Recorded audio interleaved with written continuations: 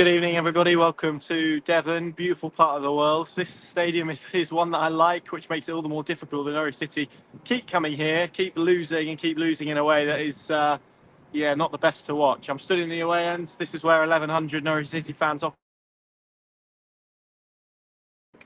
And I think they'll be going home and embarking on that very, very, very long journey with plenty of time to reflect and maybe subdue their anger. But I think you can understand why they are frustrated. This was a case of Norwich City, once again, story of the season, really.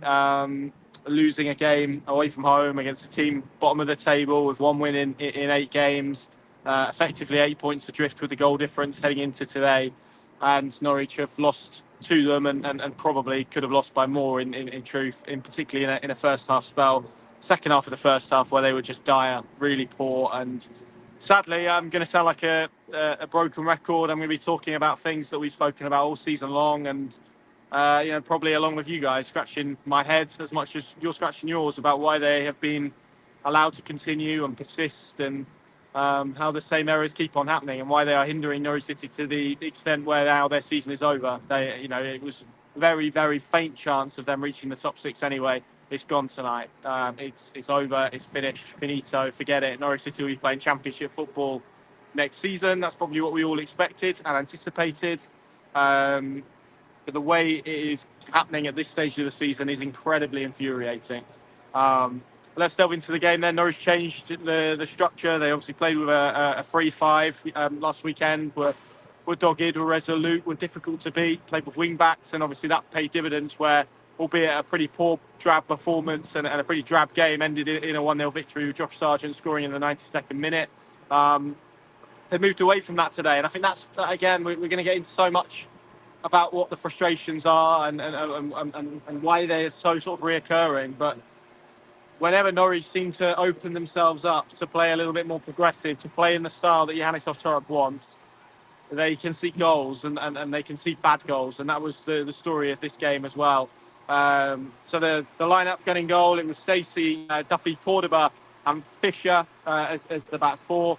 McLean, Nunez and Marcondes as the midfield three. It was Sainz on the left, Cianas on the right, Josh Sargent down the middle. I apologise, the lawnmowers are out. So hopefully you can still hear me. And there's winds, not particularly conducive to a brilliant verdict, but there we go. That's the nature of the conditions that we're in. So that's the way Norwich set up. And for the first 20 minutes, I thought they were good. Probably a little bit loose in terms of their positions on the ball, and I didn't think their movements were quite sharp enough at points. But you come here, you expect Plymouth in the situation that they're in and in the position that they're in to come out of the traps early, to blood and thunder, get balls in the box, go direct, try and put you under pressure and start with some intensity, if only to get these stands and this crowd on their side.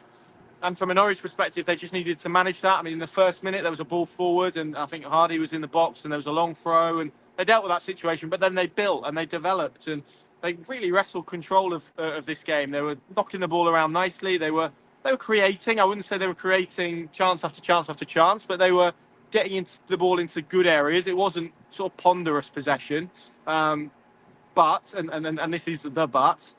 They are too nice, and I think this is probably a theme again of the season. And I appreciate it's going to be frustrating because so much of what I'm going to say is stuff that we've been talking about all season. But in the moments that matter, they're too easy to score against. They're too easy to play against. They're too easy to counteract. And you can be as good as you like on the ball. You can have all the possession that you want in the world. You can create as many chances as you want in the world. But if you're going to give away the type of chances that they concede, you're going to give away the type of goals that they concede, you're going to be as soft and as poor and as dire as they are at the back in moments. And you're going to constantly give yourself two goal mountains to climb. I mean, this is the second time in successive away games they've gone 2-0 down. It's just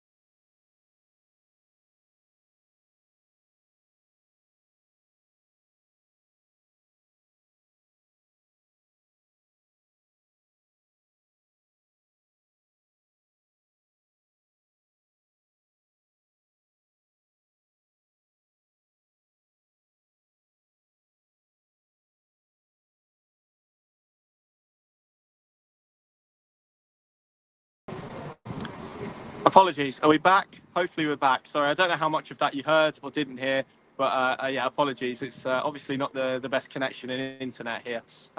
So yeah, I was just in the process of saying that Norwich are too soft, too nice to play against in the moment that matters, and that means you can be as good as you like on the ball. You can have as much possession of the ball as you like, but if you concede soft goals and you allow teams really to gain momentum, I mean, you look at the first goal; it's come really from a flurry of throw-ins that Norwich have allowed to build. They haven't broken that momentum. They haven't dealt with the situation that's in front of them.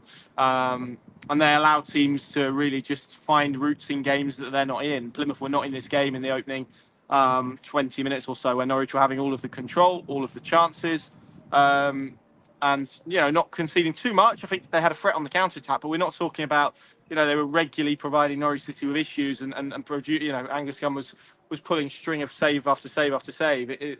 They allowed Plymouth to build it up through just breaking up their game, through breaking up their rhythm and getting a foothold into games. And again, we talk about being too nice, too easy to play against. It's those moments of ruthlessness or lack of that's proving so costly at the moment because, and it goes back to what I've been saying all season, which is you look at how hard it is for Norwich City to score a goal in this league this season. You compare that to how easy it is for opposing teams to score goals against them. It's night and day, and this is going to be what they are now for the rest of the season. I mean, no doubt that those players won't change. And we've got 6 games, I'm afraid, of purgatory where this is going to be the situation, where they're going to be inconsistent, where they're going to lose games, when they're going to produce performances like this until now and the end of the season, because that's what they are. And they've shown us that's what they are on enough basis this season and on enough examples. And, there are players in there that I think have performed poorly in moments all season long and have continued probably to play more than they should have done. And now probably does need to be the moment where they pivot, where that pivot is made, and we begin to look at some of those guys that may be involved next season. Jacob Wright is an example of that, and we'll come on to it. But yeah, the first goal is poor. It's a long throw. Norwich actually deal with the initial situation. Then I haven't watched it back, but in real time, it felt like there was a yellow shirt that was far too deep and far too slow in coming out. It was really tight in terms of offside. I've not seen a definitive replay either way. But again, it's those small moments. You've got to be more aggressive and determined to get yourself up the pitch, to get yourself out of that position, to really squeeze the crosser so you're not in a position where a ball is dropped in behind you and Ryan Hardy has time to kill it dead, stand up Angus Gunn, and then just slot the ball into the corner. I mean, it's so poor. I want to say it's League One or League Two level, but it's not. It's worse than that. And it's basics. And then you can see why. And again, this team, which is just seemingly unable to stand up to any kind of adversity or challenge or pressure, can't ride out periods in the game. And they just disintegrated. They went under, and the second goal again comes from a ball in behind, from a poor decision, I think, initially from Jose Cordoba in possession. They get turned over. It's a ball in behind. Bundu's pace causes problems. Again, Norwich deal with that. The ball comes to Hardy, and he slots it home. And from 2-0, this was a game that felt irretrievable, to be honest, because Norwich just lack the minerals, the character, the mindset to be able to come back from these type of situations. The second half, again, Norwich made a double change. Marcelino Nunez and Jack Stacey. I don't think either of those can have any complaints about going off today. I thought they were both poor.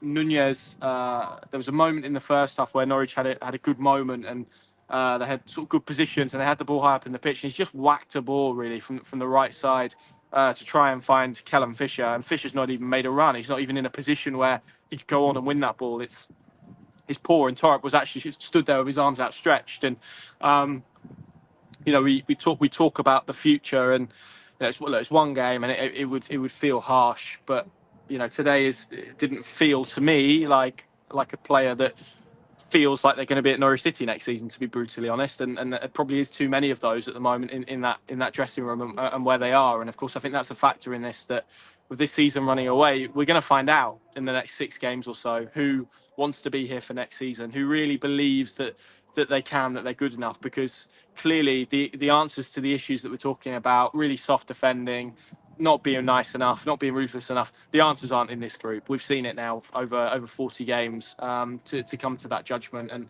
they can be as good on the ball as they like. They can turn up when Norwich want to be on the ball, and it's easy to do that. It's easy to to want the ball and be on the ball and play 5-yard passes. It's really, really easy. The difficult bit is who's willing to put in the hard yards, to run, to hold their position, to defend properly, and to take some pride in their defensive work as well. And those are the moments where out of possession, off the ball, is a major problem for Norwich. And we can talk about what Johannes Hoftorp wants to do in possession and how he wants to play and the chances they create and maybe how good they are at points in possession.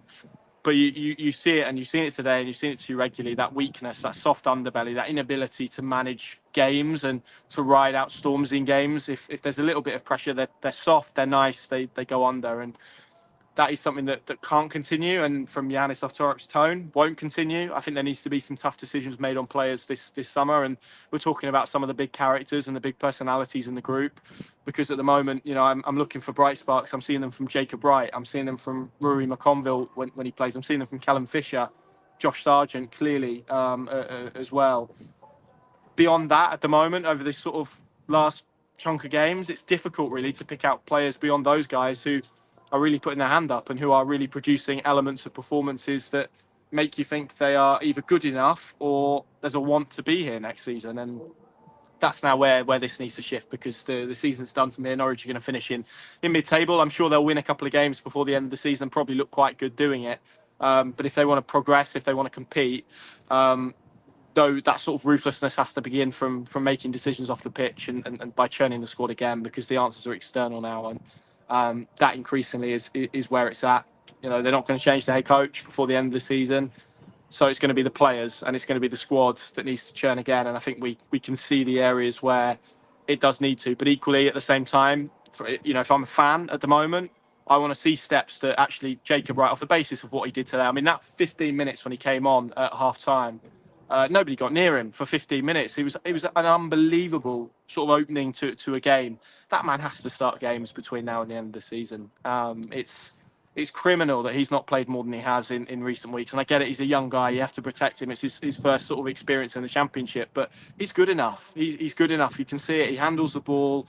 He made Norwich so much better in their positioning. But also I felt generally sort of against the ball and their ability to kind of pen Plymouth in a little bit without creating much. Obviously, then he needs movement in ahead of him. And that wasn't coming from Slimani and Marcondes, seeing that's really. So, those are the type of things we need to see more of between now and the end of the season. Look, it's a really good goal that Norwich score. Fisher with a brilliant ball in from the right, a brilliant touch from Josh Sargent, excellent finish. He's not going to be here next season, so Norwich have to strengthen that collective because they're not going to be able to replace him. And yeah, it's again, I don't want to stand here and say the same things that I've said, because it's a waste of time for you guys having to listen to it. You're all intelligent enough and capable enough of knowing the issues without me standing here and telling you that Norwich don't defend well enough and they're too nice. You guys know that. It's increasingly about how they find a solution to it. And ultimately, I think it's difficult, because I think the easy thing to say at the moment is that it's a coaching issue, and it is. There are elements of it that are a coaching issue that Norwich City haven't addressed, and I actually felt, Norwich were in a goodish position, and I actually felt they changed it too much. We ended up with Oscar Schwartau at right, back on El Hernandez came on. We had Cianats pushed inside. It felt a little bit desperate towards the end, and from a point where they had control of the game, I thought actually you look at the last 15 minutes, that sort of evaporated a little bit, and I almost felt they sort of changed too much. Probably a little bit too early. I think they probably could have kept on in where they had Plymouth, and I thought they made some really effective changes. Giabi off the bench came on, and I thought performed really well to get this result over the line for them. And that's the sort of edge and ruthlessness and effectiveness that Norwich don't have. And we're talking about the team that are bottom of the Championship, and were prior to today cut adrift, and that is the concern, I think. So, yeah, look, not a good result.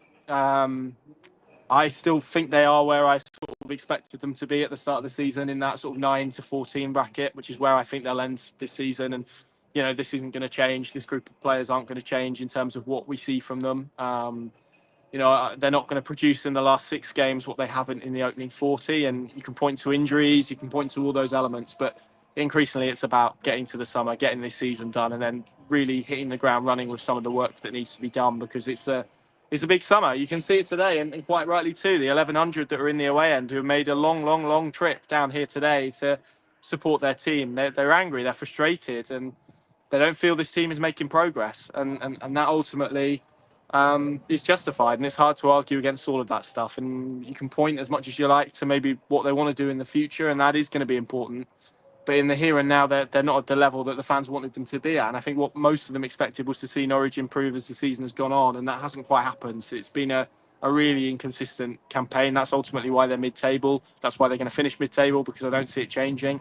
It's a tough week they've got now with Sunderland and Burnley, and you just need to see now signs and flashes of what could happen and should happen going into year two of this project, because they're certainly not going to be competitive as a championship team if some of the players that we're seeing and some of the issues that we're seeing aren't addressed and dealt with in the summer. And Yannis Oftorp can see them, and I think this is the positive thing. We're not speaking about a coach who's kind of shrugging his shoulders and isn't seeing what the rest of us is seeing. But words are cheap, aren't they? If you're an Norwich fan, you want to see action, and ultimately that action has to come in the summer. So yeah, look, frustrating day, and it's a shame because this place it's nice. And no offence to Plymouth, would I be gutted if we didn't see this place next year? No, I love Devon as a place and as a part of the world. This stadium is pretty nice. It's got a character to it, but in terms of what I've seen from Norwich City here in the last 2 years, it can be done without. It's a frustrating day. Thank you very much for watching. I'll leave it there. I apologise for the technical difficulties at the start. Clearly, that's a Wi-Fi issue. You do these live, that's the risk you run. But hopefully, you've heard all of my points, and I'll leave it to you to, if you agree or disagree, and of course, let me know yours as well in the comments on YouTube or X or whatever, Facebook as well. And we'll roll on to Sunday night, 6 to go, and it's a season now that is just waiting to be put out of its misery. Thank you very much from Devon. Good night, and we'll see you back in Norfolk probably sometime in the early hours of Sunday morning.